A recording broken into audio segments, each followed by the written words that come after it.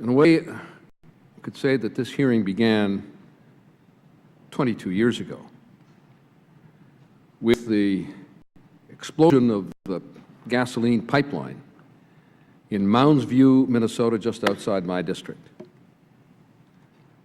When a gasoline pipeline had lost its cathodic protection, there was a dent in the line that had been there for years unnoticed. And at that point, there was a failure. And gasoline leaked from the pipeline into the ground. There was no shutoff valve. There was no sensor to detect the drop in pipeline pressure. And the gasoline leaked, apparently for days. And the fumes worked their way up through the soil to the street level. And at 2 a.m., a car driving appropriately through the neighborhood, but with a loose tailpipe that dragged on the ground, sparked, ignited the fumes that exploded the street into a ball of fire, buckled and melted the pavement. And a homeowner, mother and her 6-year-old, saw the fireball, heard the sound, went out on their front porch and were incinerated, as was their house. The National Transportation Safety Board did an extensive inquiry, found the failures. The rupture in the pipeline, the loss of cathodic protection, the corrosion that resulted, the failure to have frequent automatic sensors for pipeline pressure loss and for leakage. And that the agency had no measures in place, no procedures in place, and insufficient numbers of inspectors, both at the federal level and those that are funded by the federal government in cooperation with the state. I was chair of the Investigations Oversight Subcommittee at the time. We held a very extensive hearing into the causes, the preventive measures that should be taken, recommended steps to be taken. But what struck me at the time was that there was not a culture of safety at the Pipeline Safety Agency. That the very top person and administrator of the agency had no clear idea of what safety means.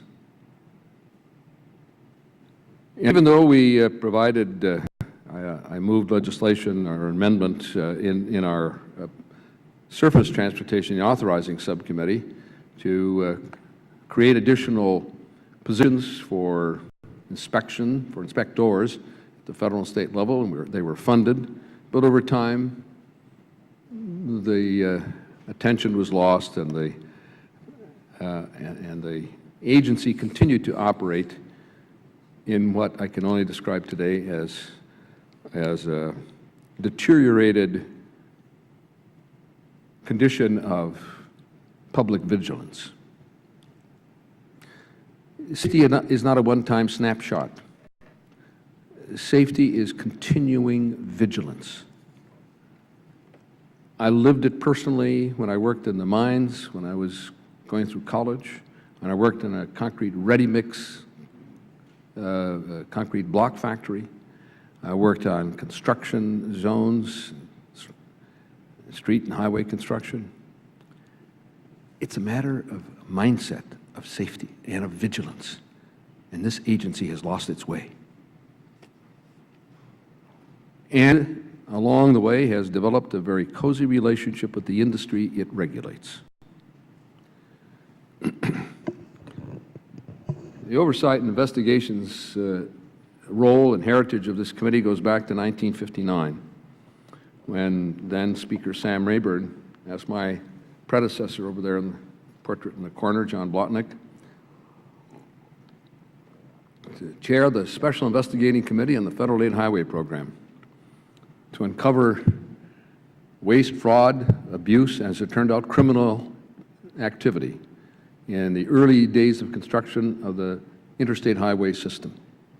The result of those investigations over a period of 6 years resulted in 36 federal and state and private contractor personnel being sent to state and federal prison.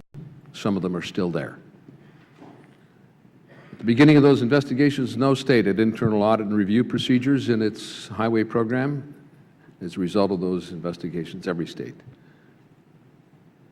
adopted such procedures and has continued to refine them. The work of that committee was expanded into other areas of the committee's, full committee's jurisdiction. Because we know that maintaining oversight of the executive branch agencies is the responsibility of the Congress. We pass the laws, they enforce them, but it's our job to make sure that they're doing the public's business. And we will continue to pursue that responsibility in this committee. Phmsa's culture appears plagued by a belief the agency should make things as easy as possible for the industry that it should be regulating.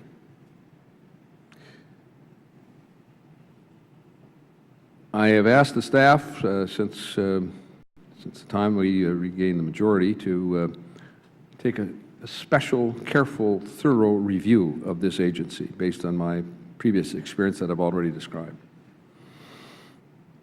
The investigation undertaken by our committee staff and also by the Inspector General of DOT uncovered a shocking number of failures by the agency to follow federal law in hazmat regulation, outright neglect in regulating the transportation of hazardous materials. We also heard from numerous employees, those with a real conscience and with a concern for the public interest, that their agency was entirely, as I suspected, and have experienced over the years, too cozy with the industry.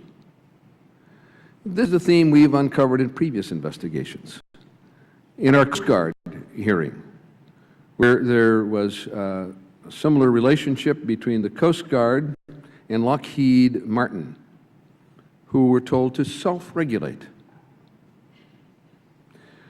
We saw it last year in the inquiry into failure of FAA to oversee safety at major airlines, including Southwest, which was the subject of a very significant hearing.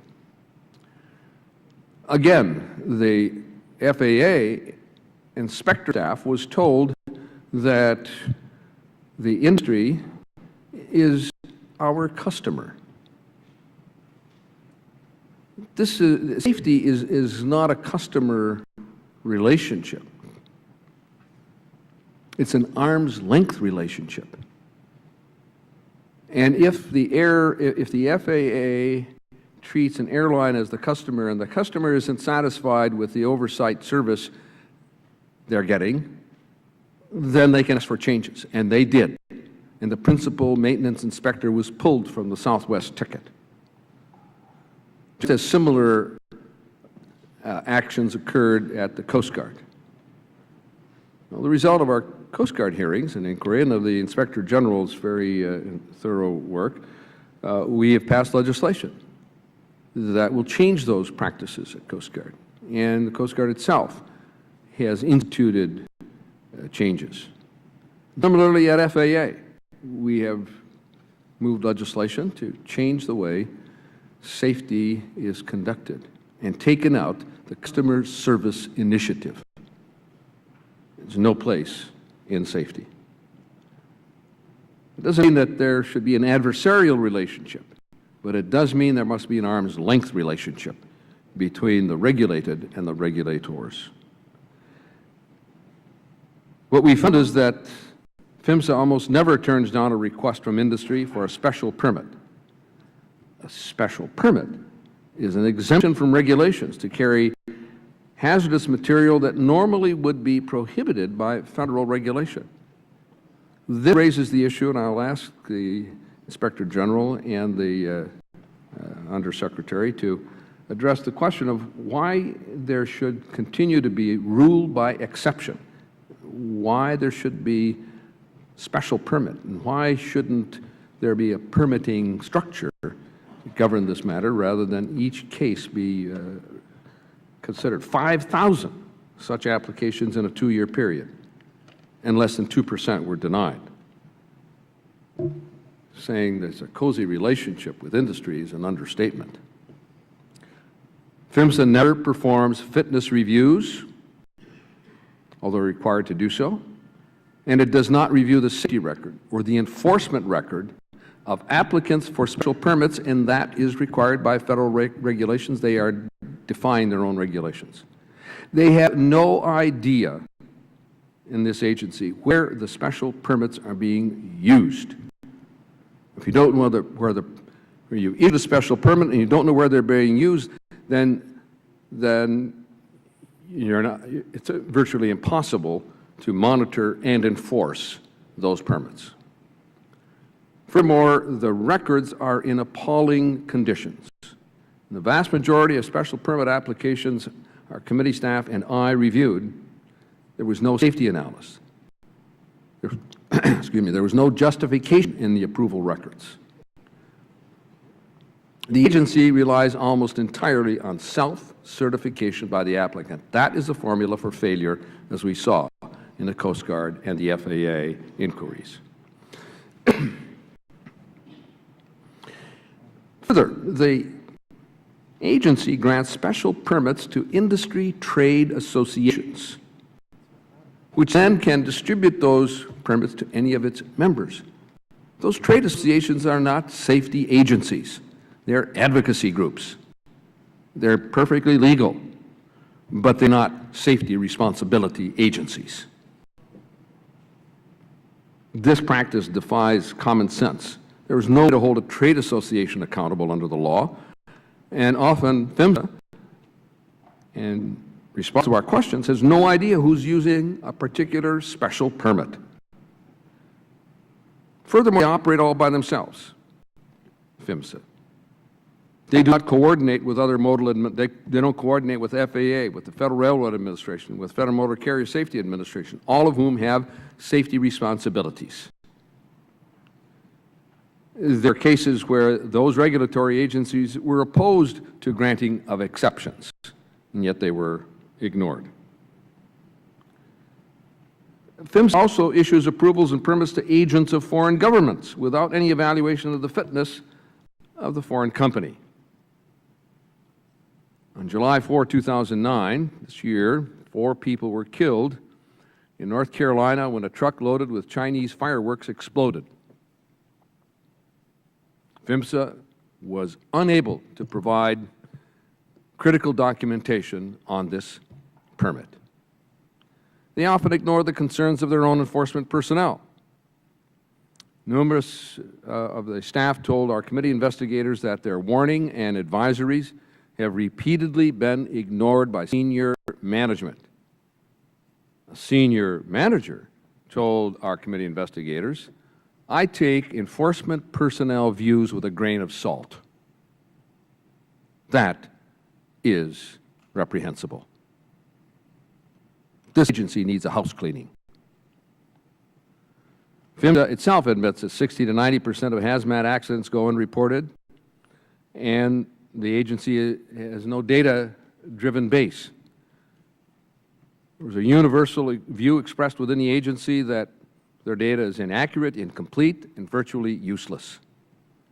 That is unacceptable. There are volumes more information, but it's clear this agency's relationship with the industry it regulates needs to be completely overhauled. Its current state is unacceptable, to say the least. The industry will say, "Oh, you know, we haven't had any fatalities." Of course, there were those 3, or 4 people. But that's not a safety mindset. That is what I called, of the FAA, a tombstone mentality. You wait until people are dead and then you start acting? That's not right. 20 years ago, I recommended more inspection, safety mindset, higher standards within this agency. It's deteriorated from there. Today's hearing marks a turning point in the history of that agency. The Deputy Secretary, Mr. Porcari, has taken action as soon as he became aware of these findings and those of the Inspector General. I'm happy he's here. I'm grateful to the Inspector General, Mr. Scoville, for his persistent work and detailed, thorough, and dispassionate detailed work on this issue.